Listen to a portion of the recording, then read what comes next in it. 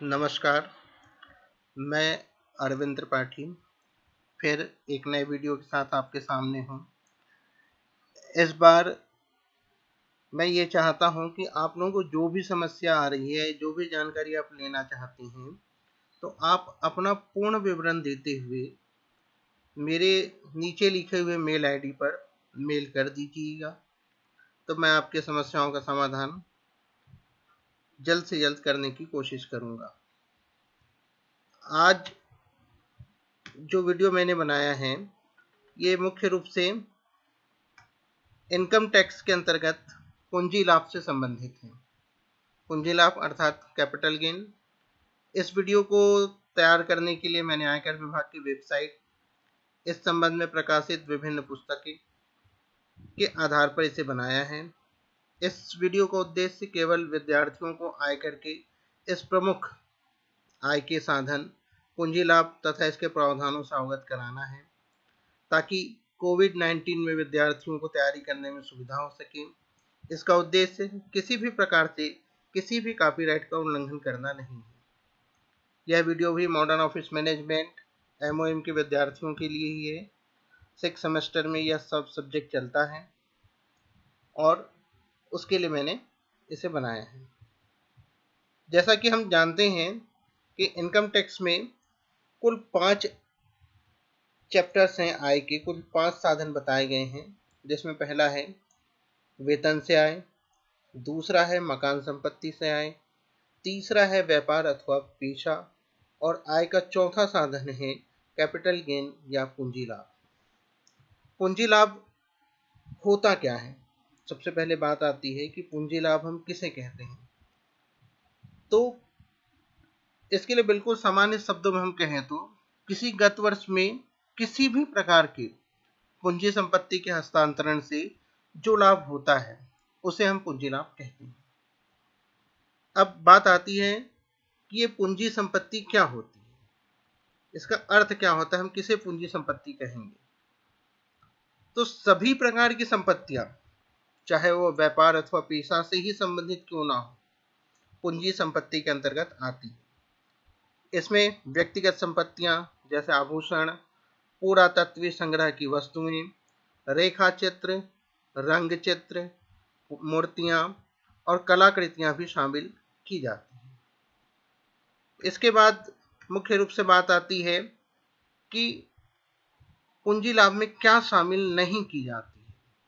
यहाँ पे टूटी पूंजी लिखा हुआ है, इसे सुधार के पढ़िएगा। पूंजी लाभ में क्या शामिल नहीं की जाती है।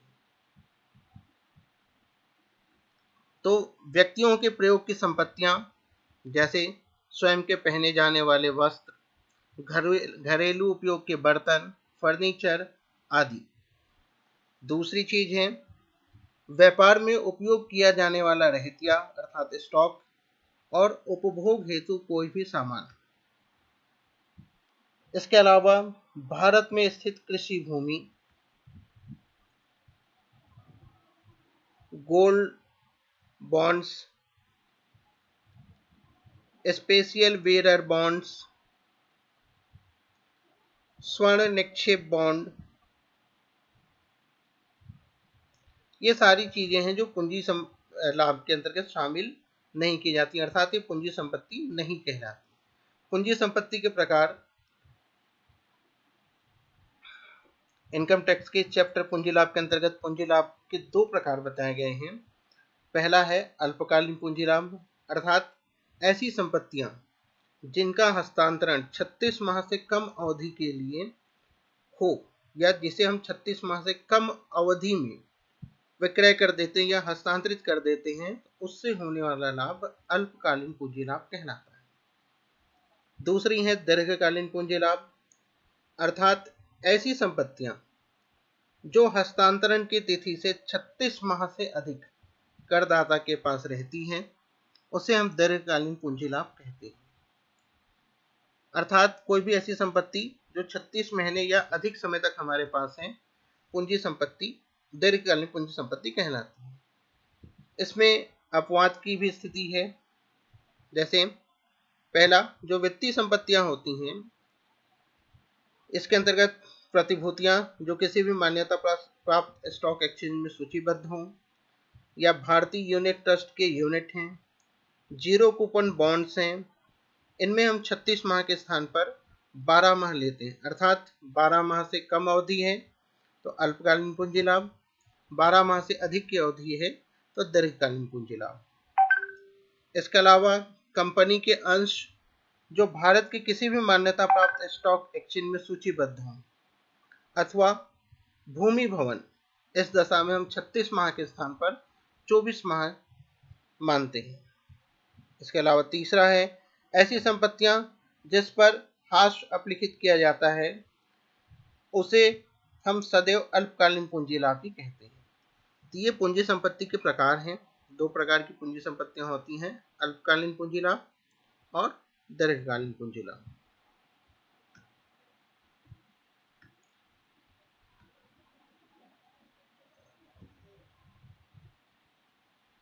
इसके बाद संपत्ति के हस्तांतरण से क्या आशय होता है।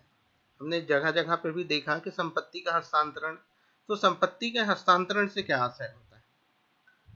तो संपत्ति के हस्तांतरण से जो मुख्य आशय है कि संपत्तियों का या तो विक्रय करना, विनिमय करना मतलब एक्सचेंज करना, संपत्तियों को किसी स्टॉक में परिवर्तित कर देना, संपत्ति के स्वामित्व का अधिकार समाप्त हो जाना, या संपत्तियों को किन्हीं कारणों से छोड़ देना, ये सभी संपत्ति हस्तांतरण के अंतर्गत आते हैं, अर्थात ये सभी संपत्ति के हस्तांतरण कहलाते हैं।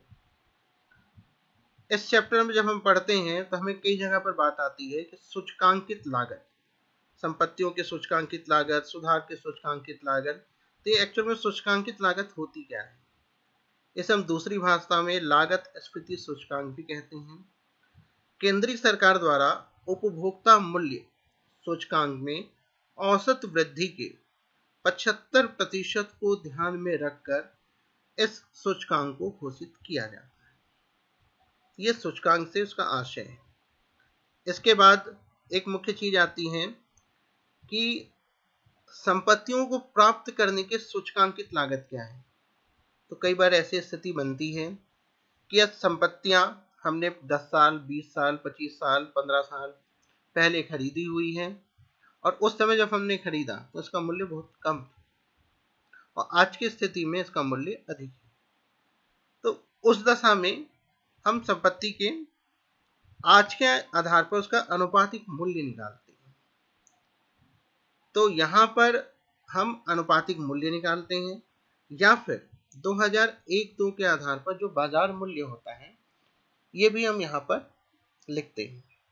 यहाँ पर करदाता को एक सुविधा दी गई है आयकर अधिनियम द्वारा कि यदि उसे ये लगता है कि 2001-2 का जो बाजार मूल्य है वो उसके क्रय मूल्य से कम है, समझिएगा, यदि 2001-2 का जो बाजार मूल्य मतलब मार्केट रेट है वो उसके द्वारा क्रय की गई संपत्ति के क्रय मूल्य से कम है, अर्थात 2001-2 का जो मार्केट वैल्यू है 5 लाख रुपए मान लेते हैं हम, लेकिन उसका क्रय का मूल्य 7 लाख रुपए है, तो ऐसी दशा में 7 लाख रुपए बाजार मूल्य माना जाएगा। इसका एक फॉर्मूला है, फॉर्मूला ये है कि संपत्ति को प्राप्त करने की लागत गुणा करते हैं हम विक्रय वाले वर्ष का लागत सूचकांक। ये प्रश्न में दिया हुआ होता है, पुस्तकों में दिए रहते हैं, उसके आधार पर आप इस विक्रय वाले सूचकांक देख सकते हैं। इसके बाद आता है जिस वर्ष संपत्ति क्रय की गई है अथवा जिस वर्ष हमने संपत्ति प्राप्त की है उस वर्ष का लागत सूचकांक या 1/4/2001 का लागत सूचकांक जो भी बाद में होगा। अर्थात यदि संपत्ति हमने सन 98 में क्रय की है तो 1/4/2001 का जो लागत स्फीति सूचकांक है उसे लेंगे। यदि संपत्ति हमने 2004 में खरीदी है तो 2004 का जो लागत स्फीति सूचकांक है उसे हम लेंगे। ऐसे ही हम संपत्तियों में सुधार भी करते हैं। संपत्तियों में हमने जो सुधार किया वो भी हो सकता है हमने आज से 5 साल पहले किया हो, या विक्रय वर्ष से 10 साल पहले किया हो, या विक्रय वर्ष से 20 साल पहले किया हो, तो उसकी भी लागत यहाँ पर अनुपातिक रूप से निकाली जाती है। यहाँ पर भी ये सुविधा दी गई है, यदि अनुपात अधिक है, 2001-2 का जो बाजार मूल्य है इसका वो कम है, तो हम 2001-2 के बाजार मूल्य को लेते हैं। यहाँ पर मुख्य रूप से इसका फॉर्मूला है संपत्ति में सुधार करने की लागत गुणा हम करते हैं यहाँ पर विक्रय वाले वर्ष की लागत सूचकांक से। यहाँ पर भी जिस वर्ष संपत्ति में सुधार की गई है उस वर्ष का लागत सूचकांक लेंगे या फिर 1/4/2001 का लागत सूचकांक लेंगे, जो भी अवधि बाद में होगी। इसके बाद इसकी गणना का एक प्रारूप होता है जिसके आधार पर हम गणना करते हैं। तो उसका गणना का जो प्रारूप है वो गणना का प्रारूप इस प्रकार से होता है। ऊपर हम नाम लिखते हैं, किसके हम कर योग्य पूंजी लाभ की गणना कर रहे हैं, कौन सा हमारा असेसमेंट ईयर है अर्थात कर निर्धारण वर्ष कौन सा होगा। ये जो फॉर्मेट है दीर्घकालीन पूंजी लाभ की दशा का फॉर्मेट है। इसमें हम लिखते हैं संपत्ति के विक्रय या हस्तांतरण से प्राप्त राशि। इसमें घटाया जाता है विक्रय या हस्तांतरण के संबंध में किया गया कोई भी व्यय, जैसे दलाली, कमीशन, हस्तांतरण शुल्क आदि। इसमें से घटने के बाद जो राशि आती है वो कहलाती है शुद्ध प्रतिफल। इसमें हम घटाते हैं संपत्ति को प्राप्त करने की सूचकांकित लागत। इसका सूत्र मैंने आपको पहले भी बताया हुआ है। इसी में हम घटाते हैं संपत्ति में सुधार करने की सूचकांकित लागत। दोनों को घटाने के बाद जो आता है तो वो कहलाता है दीर्घकालीन पूंजी लाभ। इसमें से हम कर मुक्त पूंजी लाभ के अलग अलग धाराएं हैं, धारा 54, धारा 54B, धारा 54D, धारा 54F, धारा 54G और पूंजी लाभ जमा योजना 1988 में जमा की गई राशि। इन चीजों में हमने राशि को जमा की है तो उसकी छूट हमें यहाँ पर मिल जाती है। इसके बाद जो राशि बचती है वो हमारा कर योग्य पूंजी लाभ होता है। अब मुख्य बात आती है कि कर मुक्त पूंजी लाभ के अंतर्गत कौन कौन सी चीजें हैं। जिन धाराओं का उल्लेख मैंने पिछली स्लाइड पर किया है वो यहाँ पर मैं बताना चाहूंगा आपको। इसमें सबसे पहले बात आती है धारा 54। जब भारत में एक नया रिहायशी मकान क्रय किया जाता है तो उसकी छूट पूंजी लाभ के अंतर्गत धारा 54 में मिलती है। इसके लिए शर्तें हैं कुछ, उन शर्तों का पालन करना जरूरी है तभी ये छूट मिलेंगी। पहला जो शर्त है कि हम किस संपत्ति का हस्तांतरण करके इस छूट को ले सकते हैं, तो किसी रहने के मकान का हम विक्रय करके या हस्तांतरण करने के बाद ही हम धारा 54 में नया रिहायशी मकान क्रय करने की छूट प्राप्त कर सकते हैं। छूट पाने के अधिकारी कौन कौन हो सकते हैं? एक व्यक्ति हो सकता है और हिंदू अनडिवाइडेड फैमिली या हिंदू अविभाजित परिवार भी इसमें छूट के हकदार होते हैं। तीसरा जो इसकी शर्त है कि प्रयोग करने की अवधि 24 माह या उससे अधिक की होनी चाहिए। इन 3 शर्तों को पूरा करने की स्थिति में धारा 54 में एक नया रिहायशी मकान क्रय करने पर छूट मिल जाती है। इसके लिए अधिकतम सीमा है कर योग्य पूंजी लाभ की सीमा तक, जो भी कर योग्य पूंजी लाभ होगा उसकी सीमा तक। धारा 54B इसके अंतर्गत छूट मिलती है यदि हमने भारत में कोई कृषि भूमि क्रय की है। इसमें भी शर्तें हैं। पहली शर्त है हस्तांतरित संपत्ति कृषि भूमि होनी चाहिए, अर्थात कृषि भूमि बेचकर ही हम कृषि भूमि क्रय करने पर धारा 54B में छूट ले सकते हैं। इसमें भी छूट पाने के अधिकारी एक व्यक्ति एवं हिंदू अनडिवाइडेड फैमिली हो सकती हैं। इसके लिए भी प्रयोग की अवधि 24 माह ही है। अधिकतम सीमा इसके लिए भी कर योग्य पूंजी लाभ की सीमा तक है। इसके अलावा नेक्स्ट धारा है 54D। इसके अंतर्गत छूट मिलती है यदि हमने औद्योगिक उपक्रम हेतु कोई भूमि एवं भवन क्रय किया है। इसकी भी शर्तें हैं। शर्तों में सबसे पहला है कि किस संपत्ति को हस्तांतरित या विक्रय करने के बाद हम इसमें छूट ले सकते हैं, तो किसी औद्योगिक उपक्रम की भूमि या भवन को बेचकर ही या हस्तांतरित करके ही हम इस धारा के अंतर्गत छूट ले सकते हैं। छूट पाने के अधिकारी इसमें भी एक व्यक्ति एवं हिंदू अनडिवाइडेड फैमिली हो सकती है। प्रयोग की अवधि इसके लिए भी 24 माह ही है और अधिकतम सीमा यहाँ पर भी कर योग्य पूंजी लाभ की सीमा तक ही है। अर्थात इन तीनों में अगर आप देखते हैं तो एक ही समानता है कि धारा 54 में नए रिहायशी मकान के लिए छूट मिलती है, लेकिन उसके लिए हमें पहले के रिहायशी मकान को बेचना होता है। धारा 54B में कृषि भूमि क्रय करने पर छूट मिलती है, लेकिन उसके लिए जरूरी है कि हम कृषि भूमि का विक्रय करें। धारा 54D में तब छूट मिलती है जब हम औद्योगिक उपक्रम की भूमि या भवन को बेचकर औद्योगिक उपक्रम हेतु ही भूमि एवं भवन का क्रय करते हैं। इसके बाद बात आती है कर मुक्त पूंजी लाभ के अंतर्गत अगला जो धारा है ये है धारा 54F। ये भी मिलता है भारत में एक नया रिहायशी मकान क्रय करने पर। अभी 54 में भी यही बात थी कि भारत में नया रिहायशी मकान क्रय करने पर वहां पर भी छूट मिलती है, तो धारा 54F में भी छूट क्यों मिलती है?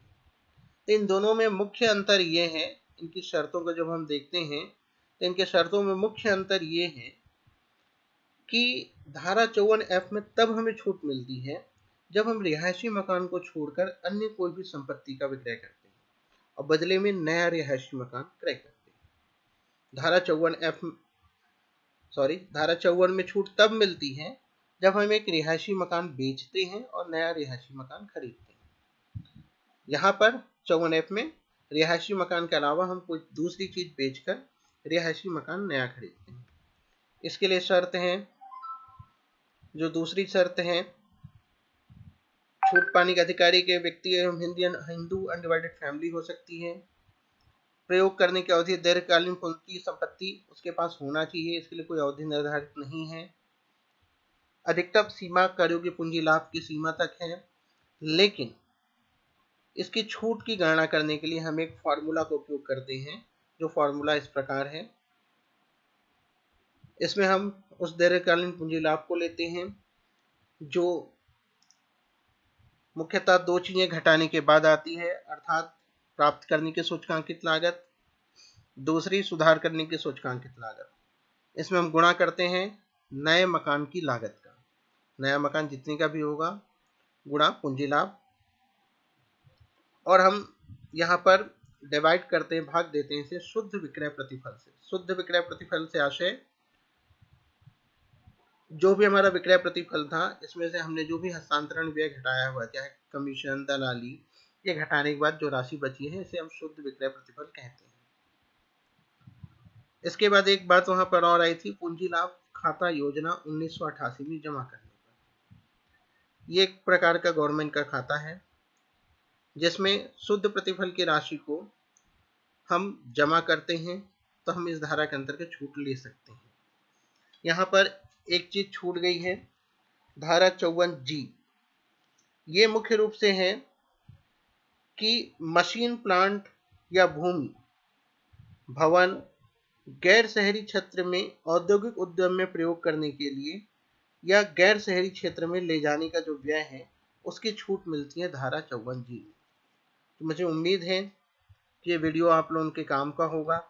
इस संबंध में जो भी समस्याएं आपको हैं तो मैंने वीडियो के प्रारंभ में अपनी मेल आईडी लिखी हुई है, आप उसमें मेल करके मुझसे और अधिक जानकारी प्राप्त कर सकती हैं।